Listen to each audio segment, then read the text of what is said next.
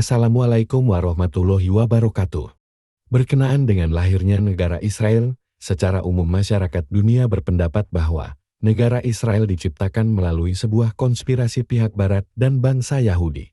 Pandangan ini memang benar adanya, hanya saja jika takdir Tuhan tidak mengizinkan, maka hal ini tidak akan terjadi. Masalah inilah yang harus dipahami. Di dalam Al-Quran khususnya surah Al-Isra, beberapa ayat membahas masalah yang terjadi saat ini. Di ayat kelima Allah Subhanahu wa Ta'ala berfirman, "Dan telah kami sampaikan dengan jelas kepada Bani Israel dalam kitab itu, pasti kamu akan melakukan keonaran besar di muka bumi ini 2 kali, dan niscayalah kamu akan menyombongkan diri dengan kesombongan yang sangat besar." Pada ayat ke-6 difirmankan, "Maka bila mana saat menjadi sempurnanya yang pertama dari kedua peringatan itu tiba, kami kirimkan untuk menghadapimu beberapa hamba kami yang mempunyai kekuatan tempur yang sangat dahsyat. Dan mereka menerobos jauh ke dalam rumah-rumahmu, dan itu merupakan suatu peringatan yang pasti terlaksana." Pada ayat ke-7 difirmankan, "Kemudian kami kembalikan lagi kepadamu kekuatan untuk melawan mereka, dan kami bantu kamu dengan harta benda dan anak-anak, dan juga kami jadikan bilangan kamu lebih besar dari sebelumnya." Di ayat ke-8 dikemukakan, "Tetapi dengan syarat, jika kamu berbuat baik, maka kamu berbuat baik bagi dirimu sendiri, dan jika kamu berbuat jahat, maka itu adalah bagi dirimu sendiri." Di dalam ayat ke-8 Allah Subhanahu wa Ta'ala menyatakan, "Maka bila saat sempurnanya peringatan terakhir, yakni peringatan kedua itu tiba, ketika kamu kembali melakukan kejahatan, kami bangkitkan suatu kaum yang memusuhimu, supaya mereka menimpakan kedukaan pada wajah kamu, dan supaya mereka memasuki masjid yakni kuil Sulaiman, seperti pernah mereka memasukinya pada kali pertama, dan supaya mereka menghancur luluhkan segala yang telah mereka kuasai."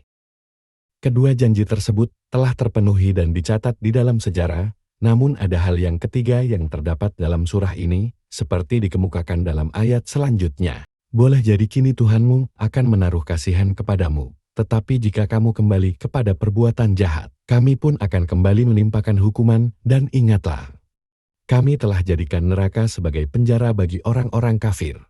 Setelah peringatan ketiga itu, tidak ada disebut akan adanya peringatan keempat yang ditujukan kepada dunia. Karena setelah itu, yang dikemukakan adalah mengenai neraka. Setelah peringatan ketiga itu permasalahannya akan selesai. Setelah itu semua keputusan akhir akan dilakukan pada hari penghisaban, di mana hukuman diberikan dalam bentuk ganjaran neraka. Lalu bagaimana nubuatan kedua perjanjian sebelumnya itu terjadi? Perjanjian pertama terpenuhi pada tahun 721 sebelum Masehi, ketika bangsa Assyria menghancurkan dan menduduki kerajaan utara dari 2 kerajaan bangsa Yahudi yang ada pada waktu itu. Ini adalah kerajaan yang dikaitkan dengan Samaria, yang juga disebut sebagai Israel. Tahapan kedua penghancuran kedua kerajaan Yahudi itu berlangsung selama 124 tahun. Lalu bangsa Babilonia, yang dipimpin Raja Nebukadnezar menyerang kerajaan Yehuda yang beribu kota di Yerusalem. Jadi, sesuai dengan janji Allah Subhanahu wa Ta'ala, serangan pertama terhadap kerajaan Yahudi di negeri Kanaan terjadi 721 tahun sebelum Masehi, dan dilakukan oleh bangsa Assyria. Fase kedua oleh Raja Nebukadnezar dari Babilonia, yang dilakukan pada tahun 597 sebelum Masehi, dan selesai pada tahun 587 sebelum Masehi.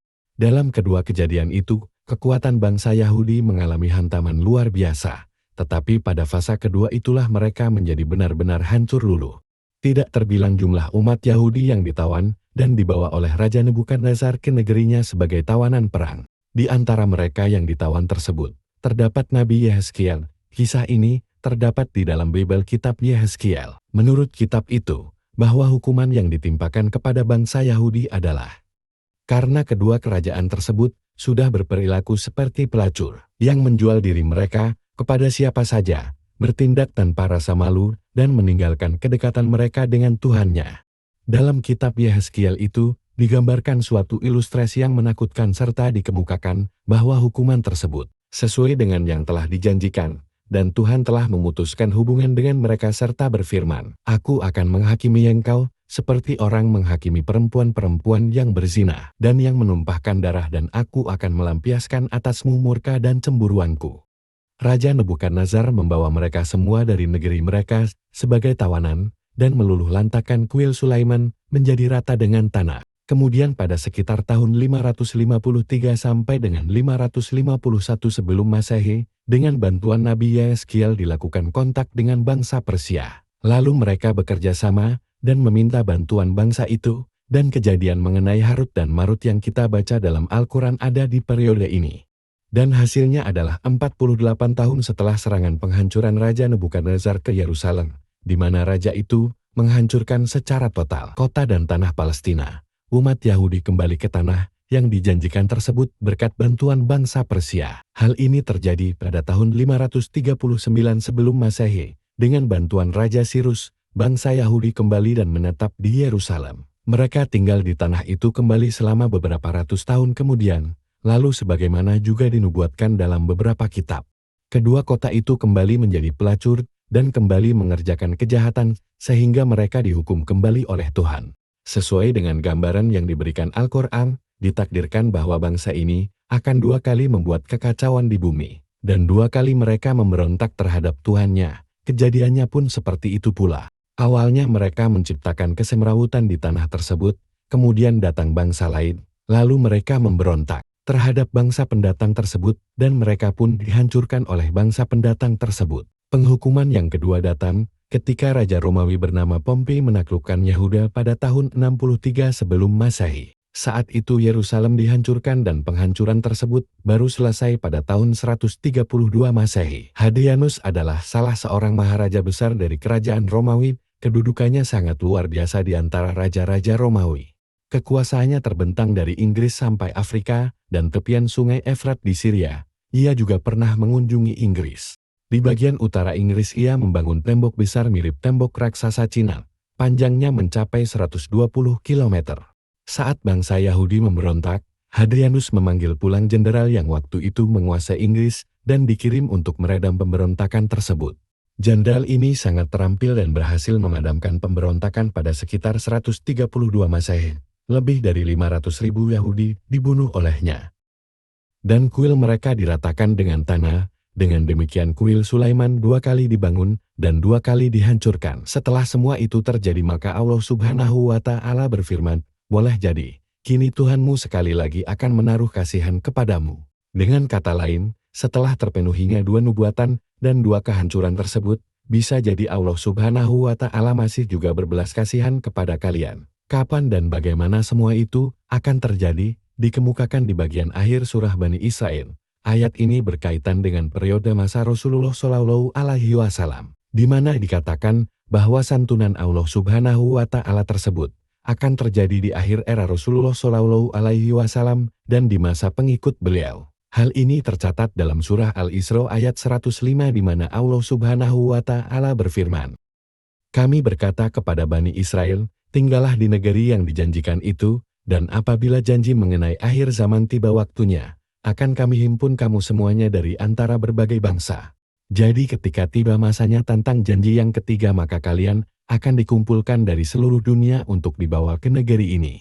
Untuk pertama kalinya dalam sejarah dunia mereka kembali ke tanah tersebut. Kita di sini melihat betapa jelas dan cemerlangnya nubuatan Al-Quran menjadi kenyataan dan akan tetap mewujud juga di masa depan. Takdir Allah berkaitan dengan nubuatan di atas telah menunjukkan bahwa Allah masih berbelas kasih kepada bangsa Yahudi.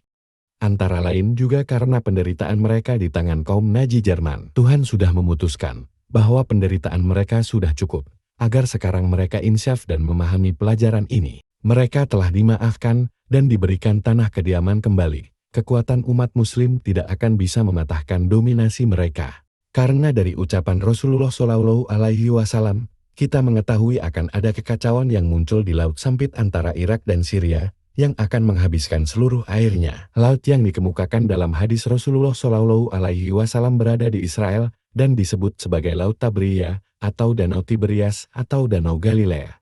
Dari situ akan berkumpul sejumlah besar pasukan tentara yang muncul dari daerah itu, sebagai suatu kekuatan besar yang akan maju menyerang. Jadi bila bangsa Israel tidak juga belajar dari pelajaran 2 kali kehancuran masa lalu, maka akan muncul kekacauan dari Israel yang akan menghancurkan kedamaian dan keamanan seluruh dunia. Hal ini sudah ditakdirkan dan tidak akan bisa diubah oleh kekuatan dunia manapun. Allah Subhanahu wa Ta'ala menyatakan bahwa Dia akan menghancurkan mereka berikut semua kekuatan yang bergabung bersama dan membantu mereka, sehingga hancur berkeping-keping sebagai peringatan bagi generasi masa depan. Bagian akhir dari pesan yang termaktub dalam sabda Rasulullah Shallallahu Alaihi Wasallam adalah, Allah Subhanahu wa Ta'ala akan menumbuhkan sejenis bisul di tenggorokan mereka, yang menjadi penyakit yang akan membunuh mereka dalam skala besar dan dengan cara yang amat mengerikan. Dikatakan bahwa pada suatu hari Rasulullah Shallallahu Alaihi Wasallam menyinggung mengenai masalah Dajjal, dan beliau bersabda, Dajjal akan muncul dari tanah di antara Syria dan Irak, ke kiri, ke kanan, atau ke arah manapun yang ia tuju. Ia akan selalu membawa maut dan kehancuran. Ia akan bergerak secepat awan yang membawa hujan yang didorong angin dari belakang. Hal ini jelas merujuk kepada pesawat jet tempur masa kini. Allah yang Maha Agung akan membangkitkan Al-Masih yang dijanjikan, dan akan memberitahukan kepadanya melalui wahyu bahwa aku sudah menciptakan sekelompok manusia terhadap siapa tak akan ada yang akan mampu berperang. Selanjutnya beliau mengungkapkan, Allah akan membangkitkan Yajud dan Majud yang mampu melompat amat tinggi dan dengan amat cepat. Rasulullah memberitahukan bahwa bagian pertama dari pasukan Yajud dan Majud yang demikian banyak seperti hama belalang akan melewati Laut Tabriyah dan menghabiskan airnya, sehingga pasukan berikutnya yang datang setelah mereka akan mengatakan di sini biasanya ada air, kemanakah air itu sekarang? Dalam masa yang demikian mengiris hati itu, maka Nabi Allah yaitu Al-Masih yang dijanjikan akan berdoa kepada Allah, dan Dia akan menerima doa mereka itu.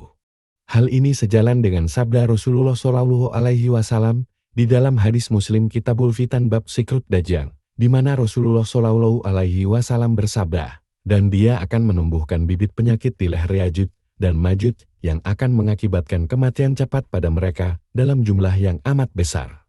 Hal ini mengacu kepada peperangan demi peperangan yang diciptakan oleh adidaya dunia. Dan jika mereka tidak berhenti dalam kesombongan kedigdayaannya, kekuatan mereka akan dihancurkan melalui perang yang mereka ciptakan sendiri, dan melalui wabah dan virus-virus yang menciptakan penyakit-penyakit terbaru di akhir zaman.